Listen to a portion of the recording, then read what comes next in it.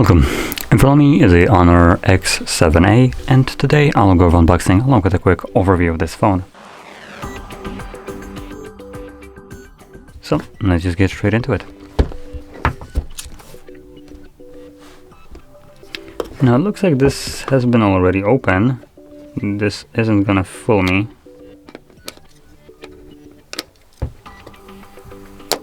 Yeah, like, come on. Oh well. Hopefully the phone is all like normal state.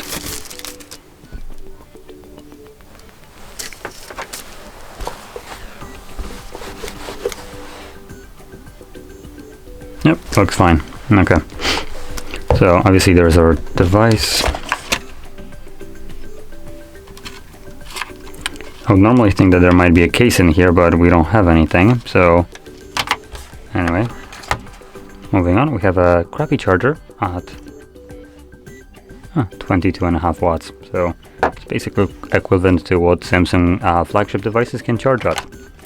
And then a Type-C to Type-A charging cable.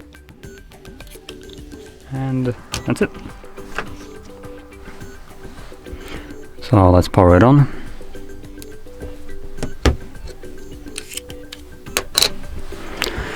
So quickly going over the specs right here, which I'll start off with the display.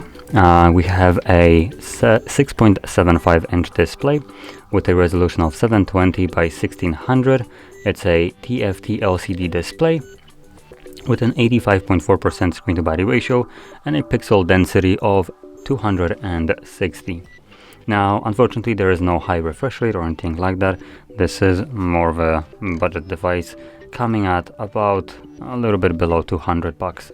So unfortunately, at this price range, I would expect to have some kind of higher refresh rate on the display, but we don't have that right here.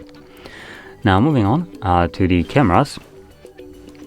We have a main sensor, which is a 50 megapixel wide sensor, PDAF f1.8. Then we got a 5 megapixel ultra wide f2.2, and then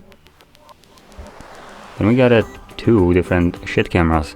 So we got 2 megapixel f2.4, not that it matters, macro, and 2 megapixel depth, again, not that it matters. So yeah, these cameras probably shouldn't be used for anything that will make your photos actually look worse rather than better. So yeah.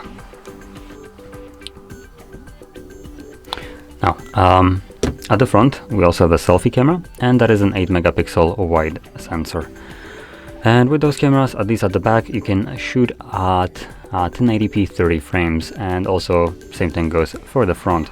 It's nothing really special right here in terms of like video recording specifically. Now, come on. Trying to finish up the setup just so you can see how the home screen looks like.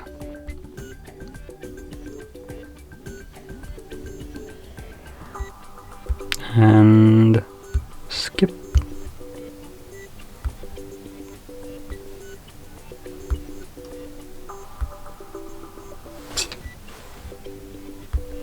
Okay, so in a second we should see our home screen. Now, sticking with the internals, this device is being powered by a Helio G37 and has two options, 128 gigs of storage with 4 gigs of RAM, or 128 with 6 gigs of storage. Now personally, if you are interested, I would probably recommend going for the 6 gig. This will give you a little bit more headroom for your applications with the amount of RAM. 4 might be a little bit on the lower side. 6 will be, I would say adequate for basically everything that you throw at it. So your phone will be only bottlenecked at that point by the processor, which isn't necessarily the fastest one here, obviously. But at least when it comes down to switching between applications, they should stay open longer or have more in the background. Be like describing it this way.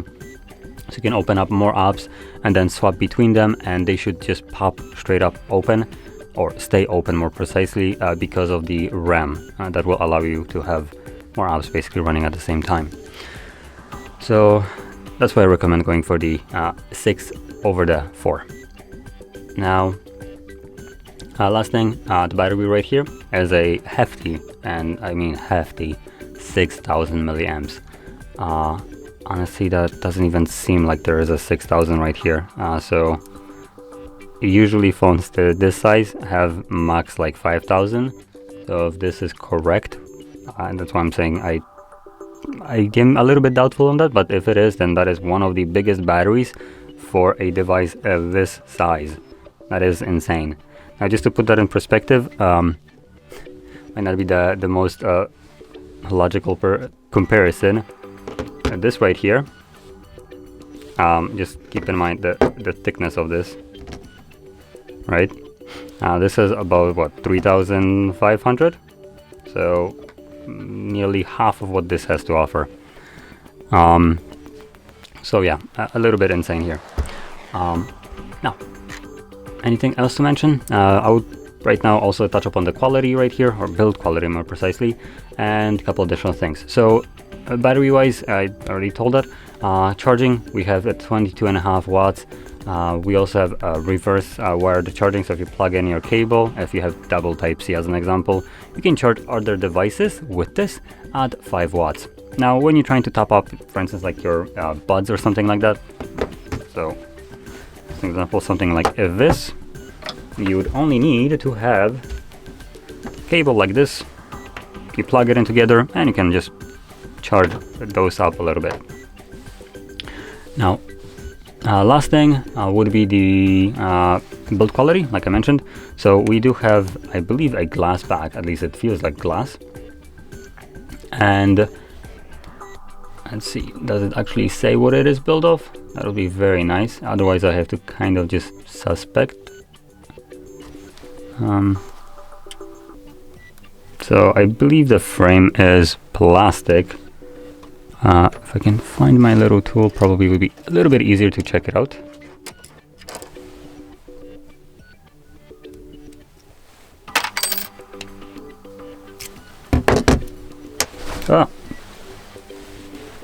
There we go.